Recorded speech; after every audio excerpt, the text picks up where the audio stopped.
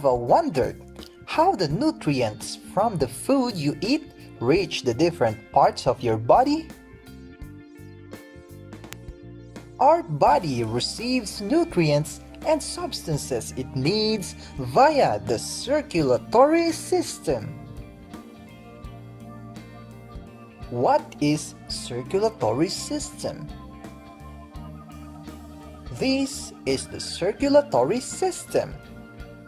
It is the body's transport system. The circulatory system is responsible for distributing nutrients, oxygens, and other essential substances to all parts of the body or to all body cells. That is why it is called transport system of the body. It also removes and collects carbon dioxide and other waste materials from the different parts of the body. These waste materials are then eliminated from the body through other organ, which is the excretory system.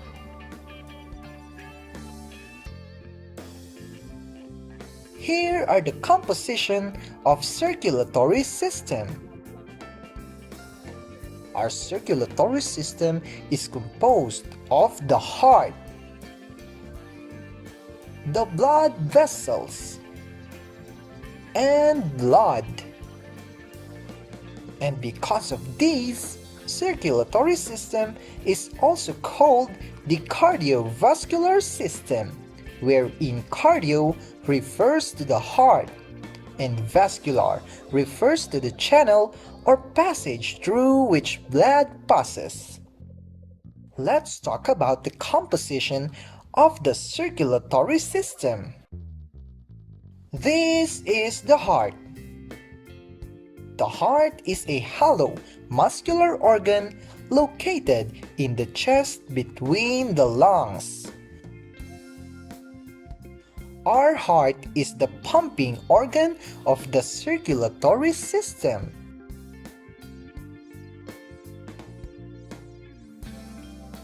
Your heart is about the size of your clenched fist.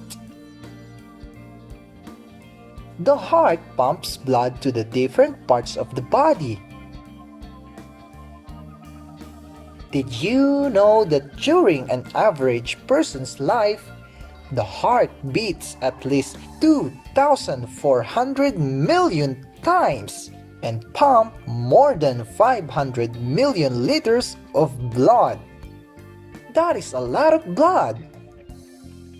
Well, actually, during at rest, the average heartbeat of a person is about 60 to 100 times per minute.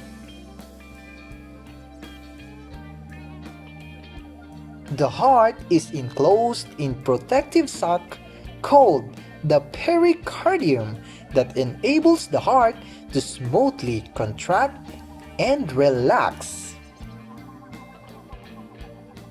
Our heart is not a pure solid muscle. Actually, inside our heart, there are 4 chambers. Let's talk about these. Inside the heart has 4 chambers.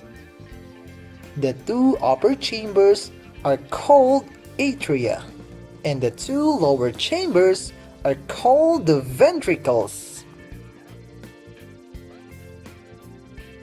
This is the right atrium.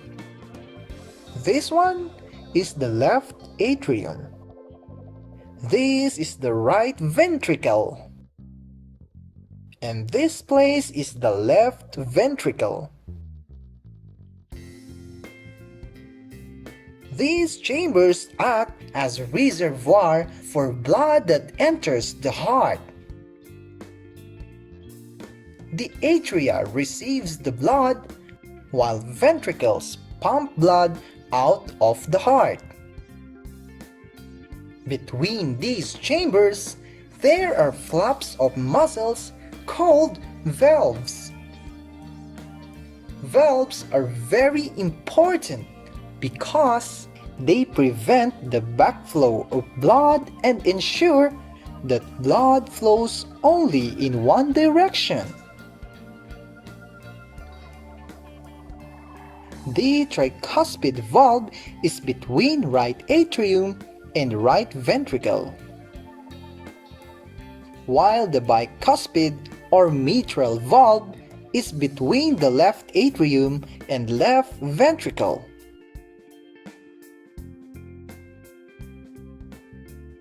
Through these valves, blood can pass freely from the atria to the ventricles, but blood cannot flow back to the atria. There are two other valves that control the flow of blood out of the heart.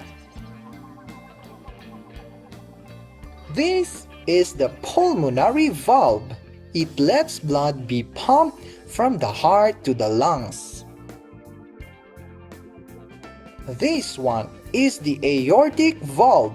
It allows blood to be pumped from the heart to the rest of the body. Now, how do blood reaches all parts of our body? That is through blood vessels. What are blood vessels? Clench your fist tightly and tighter. Do you see the blue-green line under your skin? These are the blood vessels. What are blood vessels?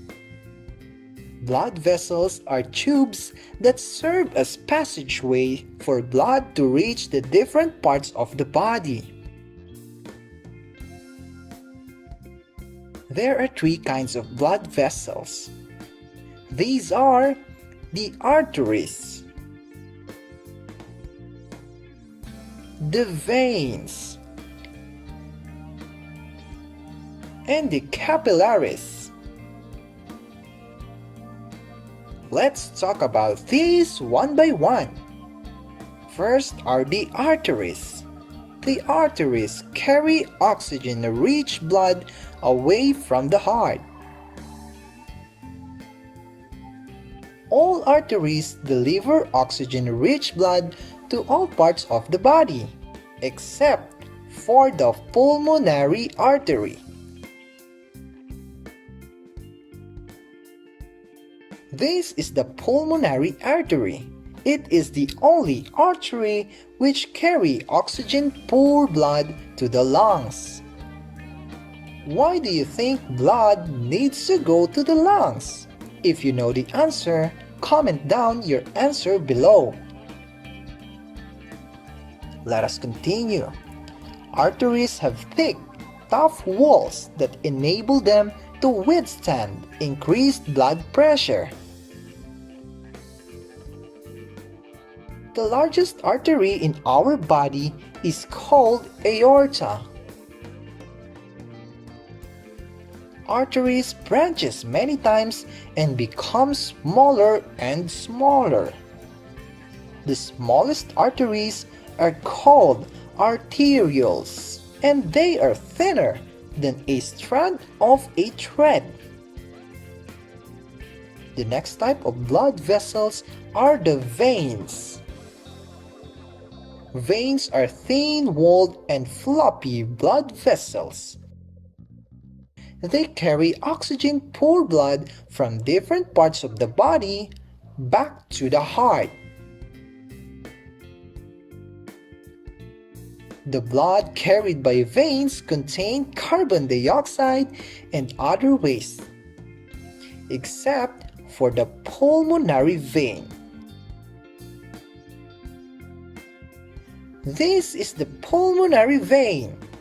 It carries oxygen-rich blood from the lungs to the heart. The walls of veins are thinner and less elastic than arteries. Veins also branches many times. The smallest veins are called venules, and the largest vein is called vena cava. This is the superior vena cava. The next type of blood vessels are the capillaries. Capillaries are smallest blood vessels which connects arterioles and venules. Capillaries have very thin walls that allow the exchange of materials from blood to all parts of the body and vice versa. Oxygen and nutrients are transported from the blood to the body part, while carbon dioxide and waste pass through the capillary walls and enter the blood to leave the body.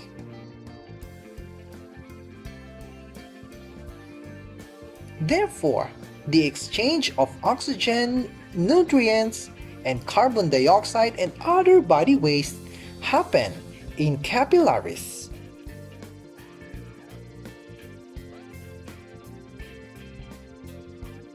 Let's talk about the blood. In the Philippines, there are one unique delicacy, which the main ingredient is blood of a swine. This delicacy is called dinuguan.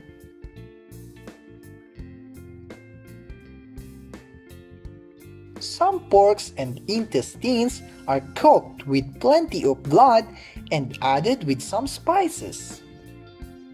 And they said it tastes really good.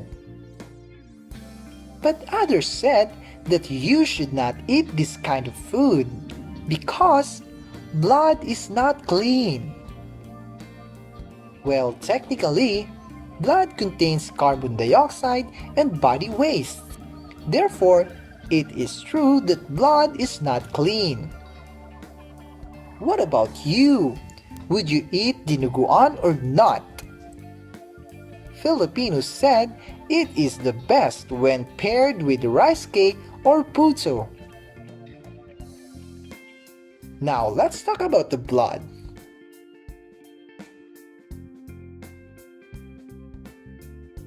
The blood is also known as the river of life. The blood delivers vital nutrients and oxygen to all cells from the different parts of the body. The blood also carries away waste products like carbon dioxide and excess water for excretion. Other than that, our blood has other function. Blood helps control the body temperature by cooling active parts and muscles such as heart, and warming the less active parts like our toes. Blood also transports hormones and other substances needed for stimulating body processes. Our blood has two parts, the solid and the liquid part. The solid parts consist of blood cells and platelets, while the liquid part consists of plasma.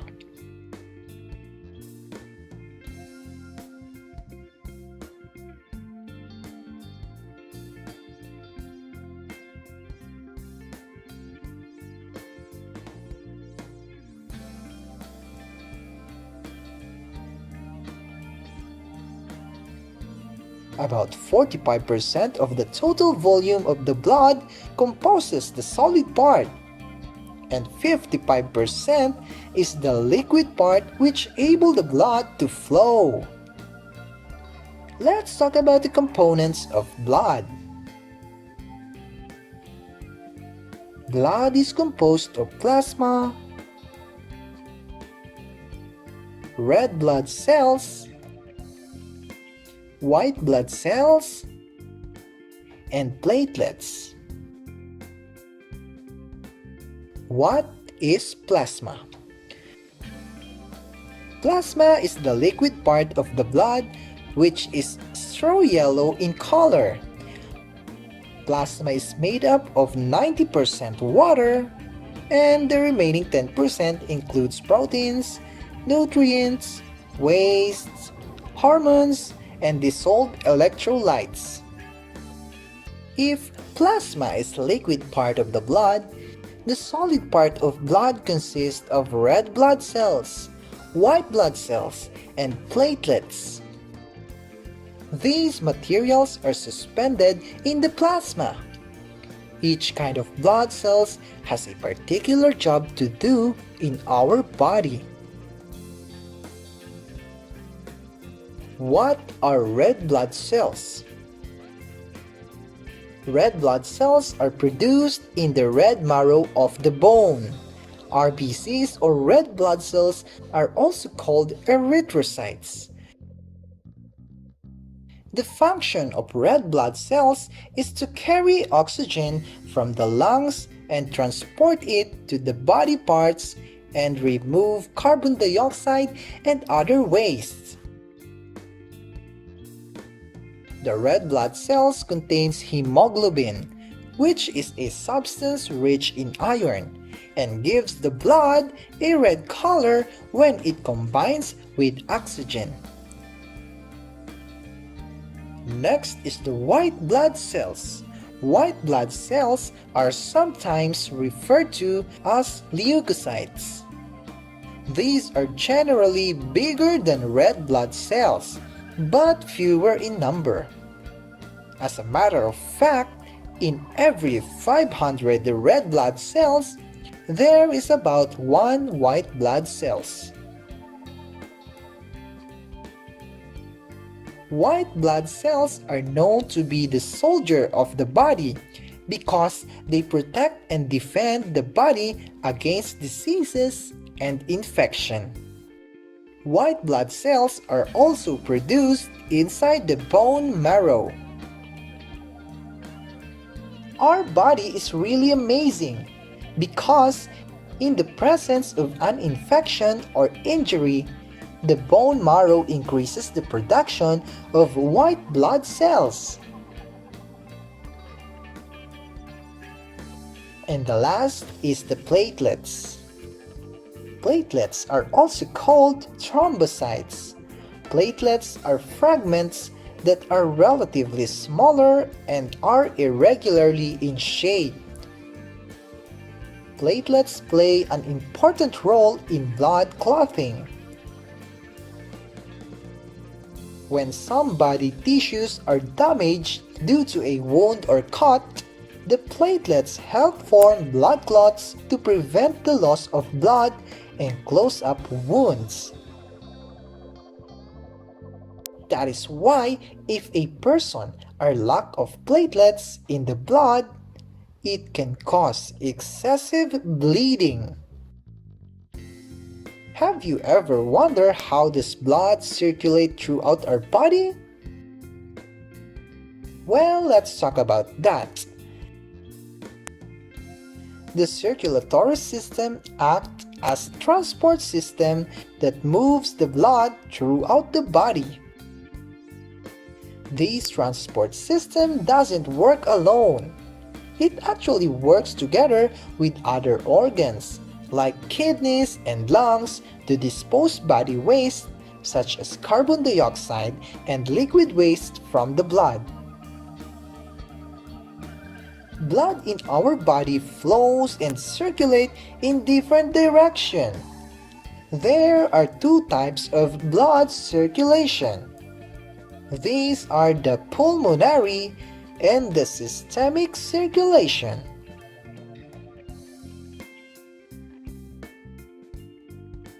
The pulmonary circulation is the movement of the oxygenated or oxygen-poor blood from the heart and into the lungs. While systemic circulation is the movement of oxygenated blood or oxygen-rich blood from the heart to the different parts of the body.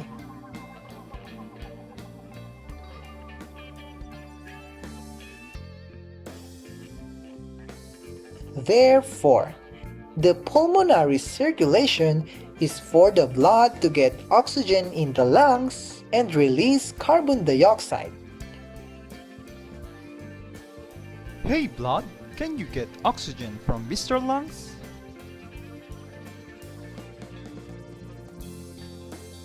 Hey, Mr. Lungs, give me some oxygen. Alright, but you must give me your carbon dioxide.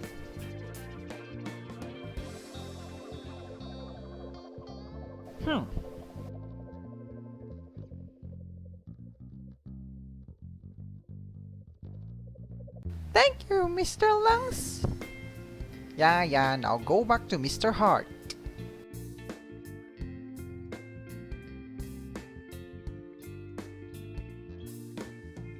While systemic circulation is for the blood to supply the oxygen and nutrients in it to the different parts of the body.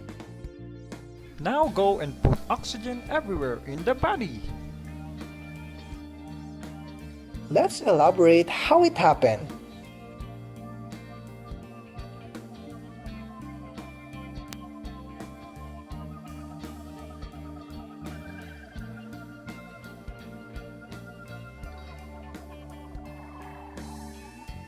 In pulmonary circulation, deoxygenated or oxygen-poor blood coming from the organs and tissues of the body passes through a major vein, the vena cava.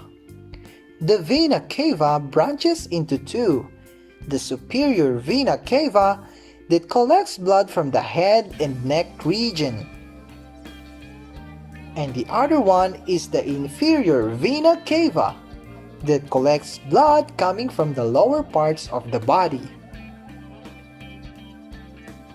The superior vena cava and inferior vena cava conveys the blood into the heart, where it receives by the right atrium.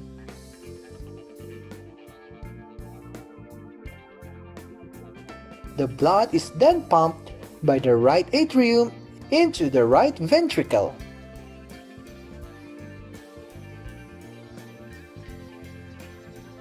As the blood flows from the right atrium to the right ventricle, the tricuspid valves between them are open. When the right ventricle contracts, blood is forced into the lungs, passing through the pulmonary artery.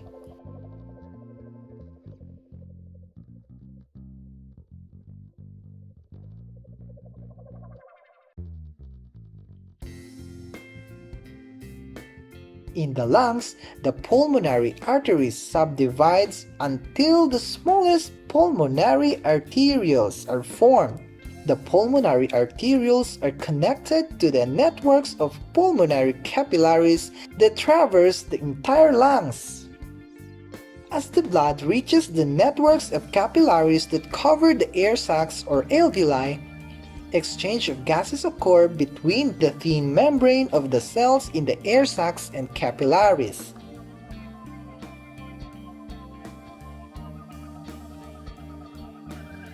As the blood leaves the air sacs, the oxygen-rich blood passes through capillaries and then into the smallest veins called venules.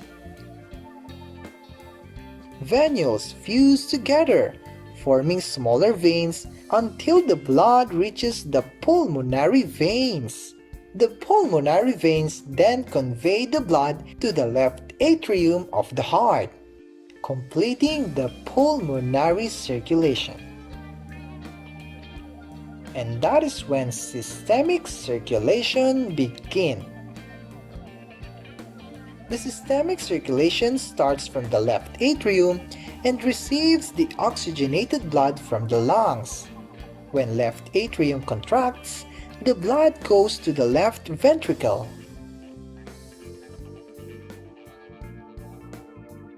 As the blood moves from the left atrium to the left ventricle, the bicuspid valve or mitral valve between them are open.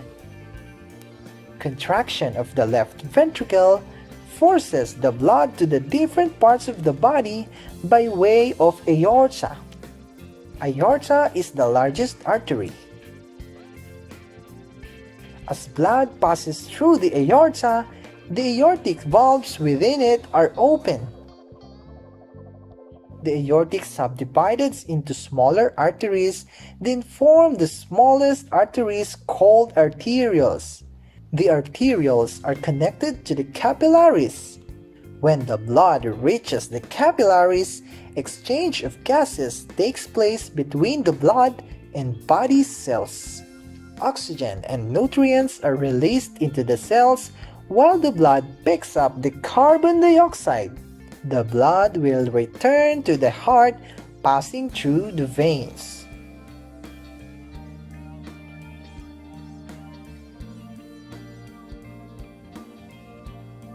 And then it will happen again and again.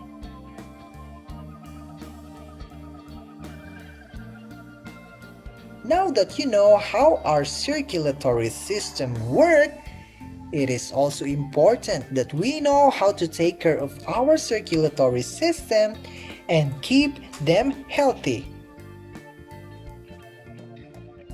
Once circulatory system fails to do its job, the whole body may suffer and might even lead to death.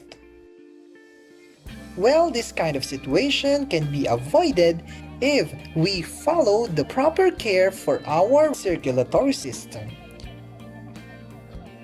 Here are some suggestions which you can do. Number 1. Have a balanced diet. You have to avoid eating fatty and salty food.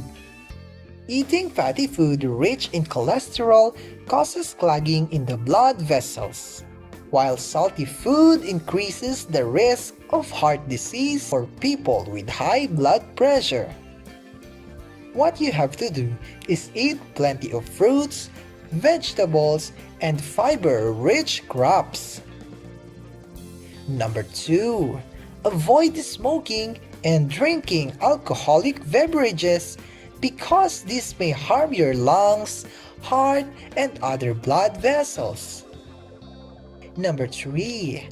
Exercise regularly to maintain a healthy body and promote normal blood circulation. Number 4. Live in a clean environment. Number 5. Have a positive outlook in life. Avoid extreme emotions, tensions, and unnecessary worries. These may lead to severe circulatory disorder. Just be happy and live peacefully with others.